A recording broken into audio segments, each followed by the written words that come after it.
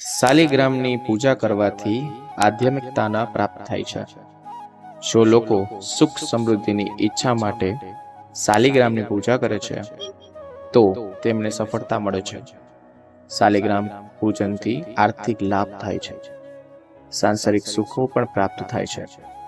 શાલિગ્રામને ઘરમાં રાખવાથી અનેક ચમત્કારી ફાયદા થાય છે, સાંસ્કારિક સુખો પણ પ્રાપ્ત થાય છે। શાલિગ્રામને ઘરમાં રાખવાથી ઘણા ચમત્કાર ફાયદા થાય છે। જે ઘરમાં શાલિગ્રામની પૂજા થાય છે તે ઘરમાં લક્ષ્મીનો સદા વાસ રહે છે। શાલિગ્રામની પૂજા કરવામાં અમુક નિયમોનું પાલન કરવું જરૂરી છે। આ નિયમો નીચે પ્રમાણે છે। શાલિગ્રામમાં ભગવાન વિષ્ણુ બિરાજમાન છે। શાલિગ્રામના 33 પ્રકાર છે, જેમાંથી 24 ભગવાન વિષ્ણુના સ્વરૂપ સાથે સંકળાયેલા જોવા મળે છે। તો મિત્રો, શાલિગ્રામના ફાયદાઓ જાણ્યા પહેલે કૃપા કરીને વિડીયોને લાઈક કરીને ચેનલને સબસ્ક્રાઇબ જરૂરથી કરજો। અમે કમેન્ટમાં જય શ્રી ભગવાન વિષ્ણુ જરૂરથી લખજો અને વિડીયોને અંત સુધી જોતા રહેજો। શાલિગ્રામ શિલા રાખવામાં આ મુજબ ફાયદો છે।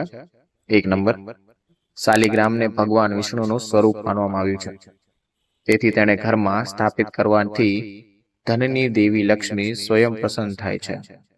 જે વ્યક્તિએ એકવાર માતા લક્ષ્મીનો આશીર્વાદ મળે છે તેનાથી ગરીબી દૂર રહે છે।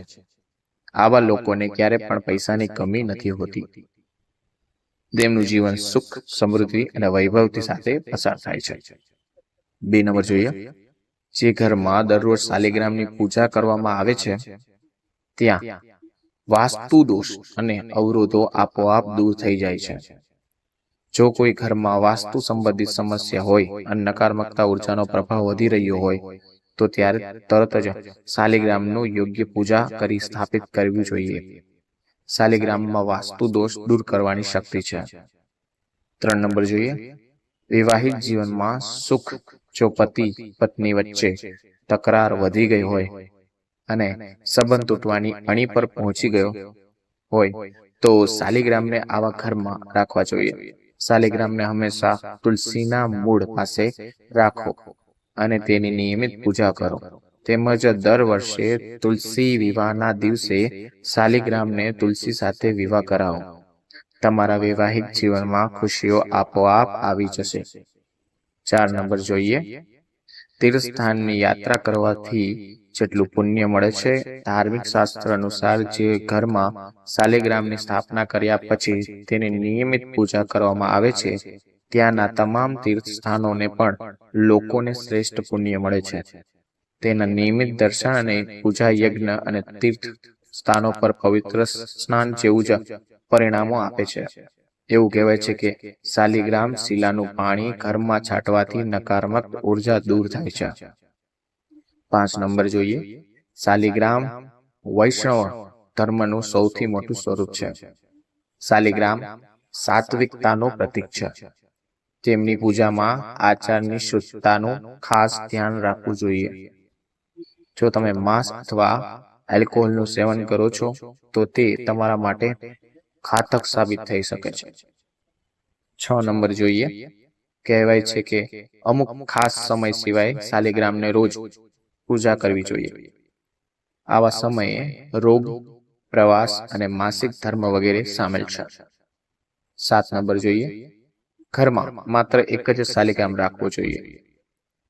ઘણા ઘરમાં 1 થી વધુ શાલિગ્રામ હોય તો તે યોગ્ય નથી। 8 નંબર જોઈએ, પૂજા પહેલા શાલિગ્રામને રોજ પંચામૃતથી સ્નાન કરાવવું જોઈએ। 9 નંબર જોઈએ, શાલિગ્રામ પર ચંદન લગાવીને તેને ઉપર તુલસીનું એક પાન રાખવું જોઈએ। ચંદન પણ અસલી હોવું જોઈએ। ચંદનની એક લાકડીને શિલા પર ઘસો અને ત્યારબાદ ચંદનને શાલિગ્રામ પર લગાવો। 10 નંબર જોઈએ, ઘરના મંદિરમાં જો શાલિગ્રામ રાખો તો ઘરને પણ મંદિર જેવું પવિત્ર રાખો। ઘરમાં રહેતા લોકોએ પણ મનથી પવિત્ર રહેવું જરૂરી છે। ઘરમાં વડીલો માટે આદર સત્કાર રાખવા અને ઘરના સભ્યો માટે મનમાં કોઈ પણ પ્રકારનો રોગ દ્વેષ રાખવો નહીં. મન પવિત્ર રાખી અને સૌને પ્રેમ કરવો જોઈએ. 11 નંબર જોઈએ, શાલિગ્રામની પૂજાનો એક નિયમ બનાવો. ચંદન લગાવવું, ફૂલ ચડાવવા, દૂધ અને પાણીની સ્નાન કરાવવાનો પણ નિયમ રાખવો. પૂજાનો જે નિયમ બનાવો તેમાં ભૂલ ન થાય તે ખાસ ધ્યાન રાખવું. 12 નંબર જોઈએ, શાલિગ્રામ ગૃહસ્થ વ્યક્તિ પાસેથી દાનમાં લેવું નહીં કે દાનમાં આપી દેવું નહીં. તમે તમારી કમાણીથી જ તેને ખરીદો તે જ યોગ્ય છે.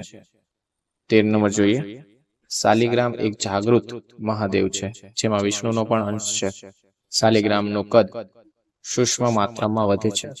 જે રીતે બ્રહ્માંડ આકાશગંગા સતત વધે છે તેવી જ રીતે શાલિગ્રામ પણ વધે છે. 14 નંબર જોઈએ, શાલિગ્રામને નિયમપૂર્વક પૂજા ન કરો તો ઊંધો પ્રભાવ પડે છે. જો પૂજા કરી ન શકતા હોય તો શાલિગ્રામને નદીમાં પ્રવાહિત કરી દો. 15 નંબર જોઈએ, આ પવિત્ર પથ્થરને નારાયણનો અવતાર કહેવામાં આવે છે અને ભગવાન વિષ્ણુને શાલિગ્રામના રૂપમાં તુલસી સાથે વિવાહ કરવાથી ઘરમાં ધનની કમી, પરેશાનીઓ અને રોગો દૂર થઈ જાય છે. આવા ઘરમાં હંમેશા સુખ અને શાંતિનો વાસ રહે છે અને ઘરની દેવી લક્ષ્મીનો આશીર્વાદ હંમેશા રહી જાય છે. શાલિગ્રામ જો ઘરમાં હોય તો તે માટે સાવધાની રાખવી પણ ખૂબ જ જરૂરી છે. જેમાંથી હું તમને કહું એમાં 1 નંબર જોઈએ, શાલિગ્રામ પૂજાથી આધ્યાત્મિક લાભ મળે છે. જે વ્યક્તિના આધ્યાત્મ તરફ જવાની ઈચ્છે છે, ધ્યાન કરવું હોય તો તેણે શાલિગ્રામની પૂજા શરૂ કરવી જોઈએ. 2 નંબર જોઈએ, ગૃહસ્થ લોકો ભૌતિક સુખ શાંતિ ઈચ્છતા હોય તો નિયમનપૂર્વક શાલિગ્રામ પૂજા કરવી જોઈએ. તેનાથી કાર્યની સફળતા મળે છે. 3 નંબર જોઈએ, શાલિગ્રામ પૂજાની અતુલનીય ધન સંપત્તિ પ્રાપ્ત થાય છે. 4 નંબર જોઈએ, પૂજા કરવાથી સાંસારિક સુખની પ્રાપ્તિ થાય છે.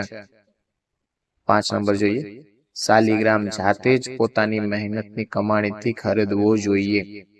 તે કોઈ પણ ઘરવાળા પાસે ન લેવું જોઈએ કારણ કે તમારા દ્વારા કરવામાં આવેલી પૂજાનું પરિણામ તે વ્યક્તિને જશે. 6 નંબર જોઈએ, શાલિગ્રામને સાત્વિકનું પ્રતીક માનવામાં આવે છે. તેથી જો ઘરમાં શાલિગ્રામ સ્થાપિત કરતો હોય તો સ્વચ્છતાનું ધ્યાન રાખીને શુદ્ધ વિચારોથી તેની પૂજા કરવી જોઈએ. 7 નંબર જોઈએ, જો ઘરમાં શાલિગ્રામ સ્થાપિત હોય તો માંસ અને દારૂથી દૂર રહેવું જોઈએ, નહીં તો તમારે ઘણી સમસ્યાનો સામનો કરવો પડી શકે છે. ઓકે. 8 નંબર જોઈએ, ઘરમાં એક શાલિગ્રામ રાખો. જો ઘરમાં 1 થી વધુ શાલિગ્રામ હોય તો તેને ક્ષમા માંગતી વખતે નદીમાં વહેતી જવા દો. 9 નંબર, શાલિગ્રામમાં અક્ષત એટલે કે ચોખા ક્યારેય ના ચડાવવા જોઈએ. આ અશુભ માનવામાં આવે છે.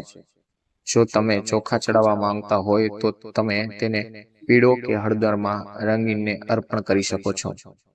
10 નંબર જોઈએ, શાલિગ્રામને રોજ પંચામૃતથી સ્નાન કરવું જોઈએ. 11 નંબર, શાલિગ્રામ અને તુલસી પર ચંદન ચડાવવું જોઈએ. તેનાથી શ્રી હરિ પ્રસન્ન થાય છે અને વ્યક્તિના તમામ મનોકામનાઓ પૂર્ણ થાય છે.